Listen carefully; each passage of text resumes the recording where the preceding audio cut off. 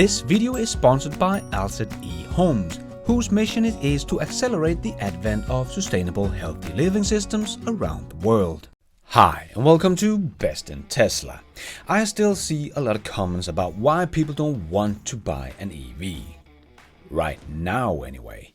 Because this is about to change in a big way, and because people see it is just around the corner with affordable EVs and a better charging infrastructure, people are holding back on buying new cars, not just EVs, and are just waiting a couple of more years till they can get the EV they want, and the infrastructure is just right. So this is an extra layer of demand that is building up. This is like a bow being pulled back, but very soon it will be released. And at the same time, the charging infrastructure will be there as well. And so will the affordable EV we are all been waiting for. When all this combined will collide in only a few years' time, the demand for the ICE car will fall off a cliff and the EV demand will take off like a rocket to Mars. So let me tell you why, and let's dive right in.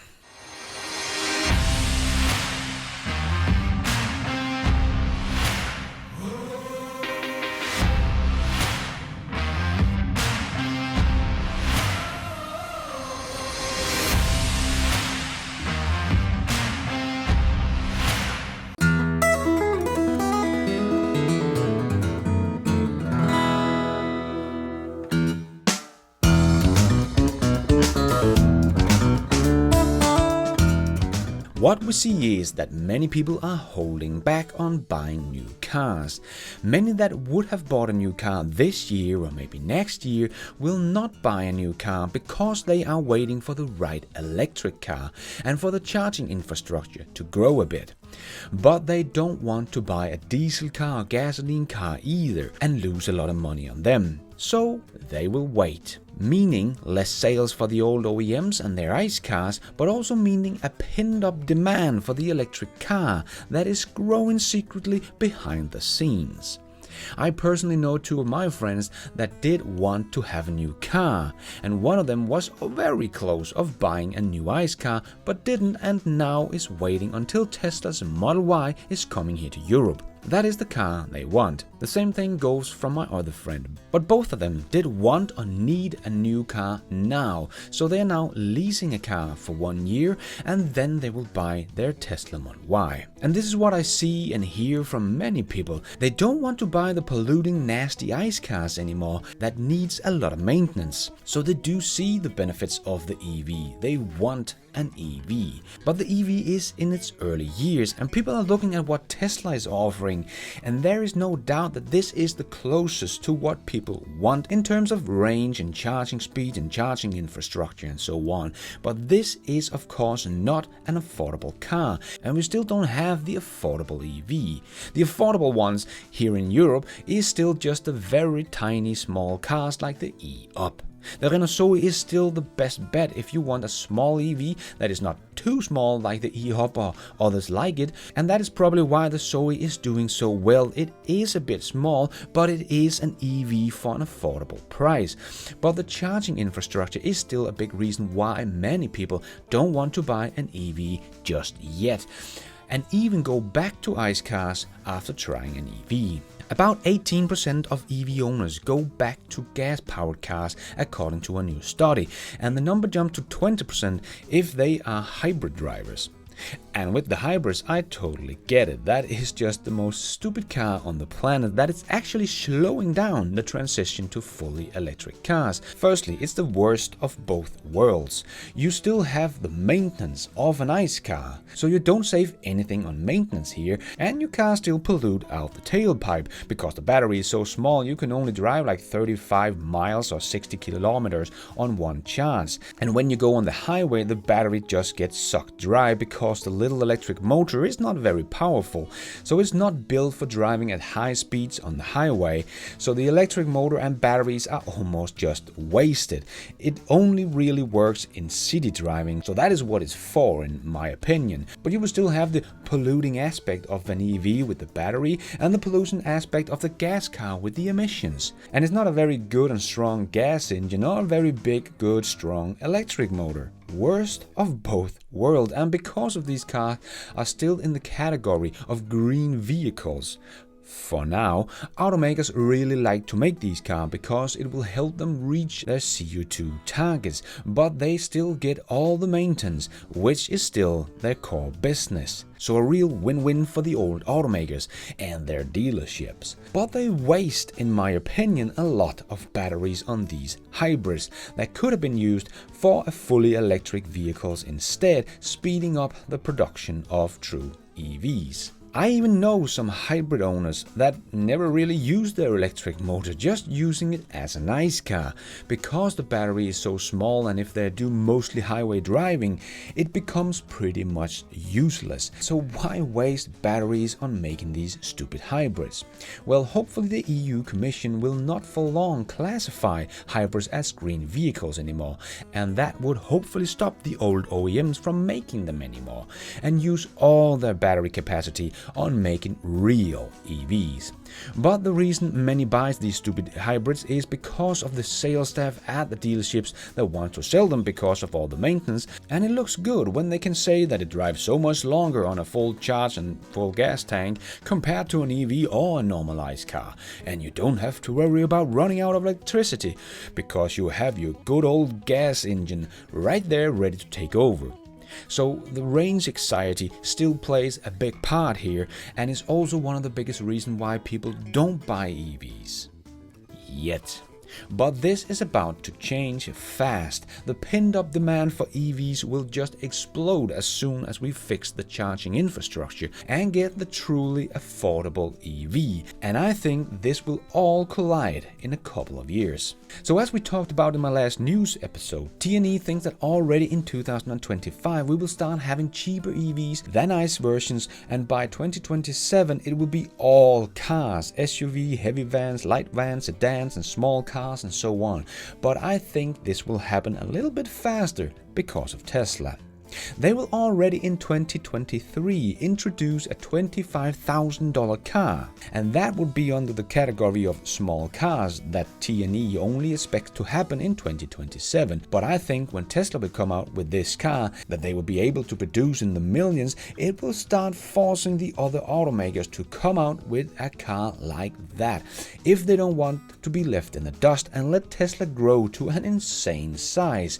Because I think at the end of 2023, not only will we have an affordable EV coming from Tesla, but the charging network will also be very, very good at that point.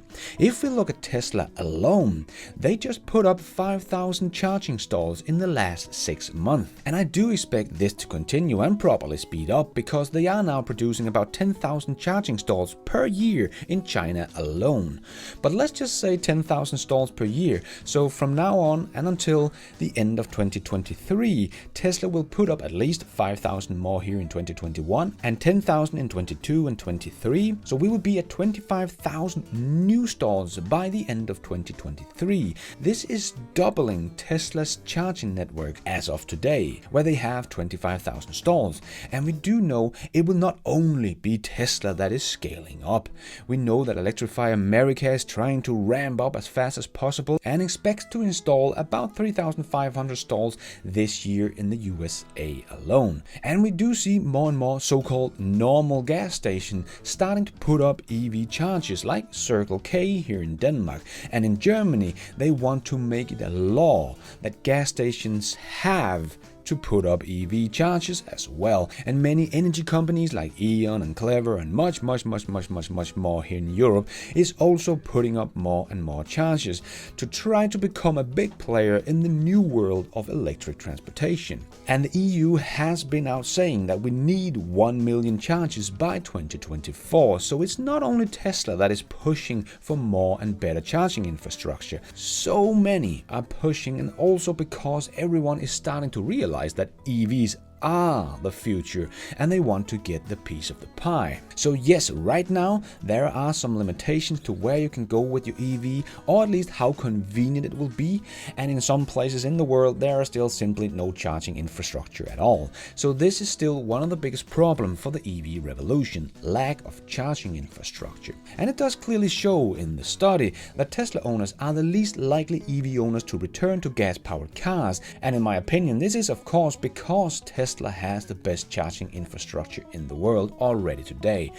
And we also see new ideas popping up like EV Match, where a private person can host their own charging stall to give other access to their personal stall and earn money on selling electricity to them. And more companies are setting up chargers at their companies, and hotels and theme parks and so on is also putting up chargers to lure in EV customers. And I know from myself, the 2 trips I had to Berlin, I have both times chosen a hotel that had an EV charger. That is just one of my criteria now. And just remember, here in Europe we do have over 200,000 chargers already today, and that is just what PlugServe has in their system. Because here in Europe there's just many more players fighting for a piece of the pie than in the US right now. And the US could of course also be hurting a bit more on the charging infrastructure because of the insanely low prices you have on your gas over there. We pay about twice the amount of gas here in Denmark compared to the US. And even the world's average price, that is about $1.5 per liter, where the average price in the US is about $0.83 per liter. So the US has some of the cheapest gasoline in the world. So if the government is serious about making the switch to EVs, the price of gasoline would also have to come up in the USA. And the price will of course also go up automatically because of less demand for the gasoline as we convert over to EVs, which will also drive the price up. That will get more and more people to switch over to EVs. That will give less demand for the gasoline, which again will bring the price up even more. The evil spiral of new innovative technology. And as TNE is out saying, if governments are serious about climate crisis, there can be no new investment in oil, gas and coal from this year. So the pressure cooker is on for the fossil fuel industry. So all this will make the ICE car industry fall off a cliff. And that is why I think by 2025 nobody wants to buy anything else but EVs, because they will be cheaper at that point, and of course cheaper to maintain. The range is already good today, but it will be even better at that point, and the charging infrastructure will be far beyond where it is today. So everyone wants an EV at that point, but the question is, how many will be available at that point? Because the old OEMs will not be anywhere near having converted their entire fleet to EVs. But luckily Tesla will not only have the compact, affordable car, but hopefully Tesla will also have the full self-driving compact, affordable car in 2025, helping a bit with the amount of cars we need every year going forward. But still, we will probably be in shortage of EVs because the demand is going to be huge. Nobody wants to buy a more expensive ICE car in 2025 when they can get a better version of the car in all electric and have the range they want and have charging available everywhere. And the demand for ICE cars will fall off a cliff, also forcing the old OEMs to work faster. And as demand for the ICE vehicle goes down, the demand for gas stations will also go down.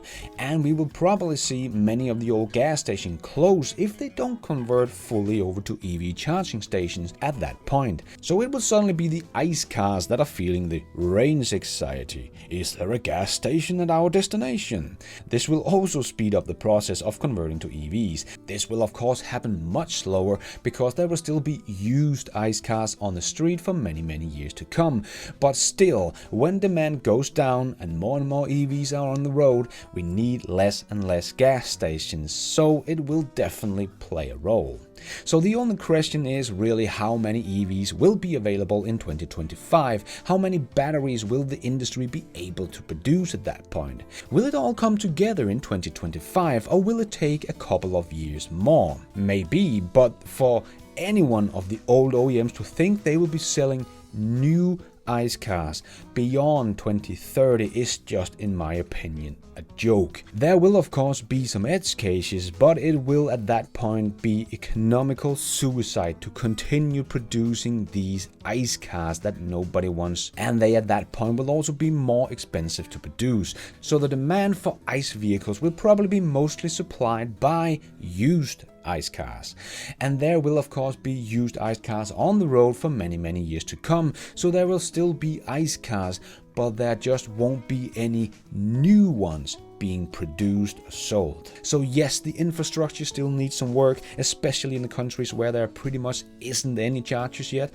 but it will come fast, because if the other guys don't want Tesla to take a big piece of this charging infrastructure pie, especially when Tesla will open it up to other EVs like we have heard about and really start earning money on their charging infrastructure, they have to try to keep up with Tesla that will produce more than 10,000 chargers per year. So the charging infrastructure will be there in a few years' time, and so will the affordable car. So everything that is holding people back from buying an EV will be gone, and the demand will explode because of all the people that wants to buy an EV now but are waiting for the affordable car, just waiting for the infrastructure to be a bit better, will be on top of everyone else that is ready to buy a new car at that point. And the only question left is how many EVs can we produce per year in 2025? And of course, because of full self-driving, how many new cars will we actually need to produce per year at that point? But what do you think? Am I again just too optimistic, or do you also think that everything combined is going to accelerate this transition to EVs? Let me know your thoughts in the comments below. And do you want 2 free stocks? Yeah, I thought so. If you use the link in the description to open a new Webull account, you'll get 1 free stock valued up to $250 just for opening the account, and another free stock valued up to $1,600 if you found your account with at least $100. And it will of course help support this channel as well, a win-win for the both of us. And you do have a chance to invest in both Bitcoin and Dogecoin with Webull as well. Enjoy! And thank you for watching. And until next time, take care out there and be nice.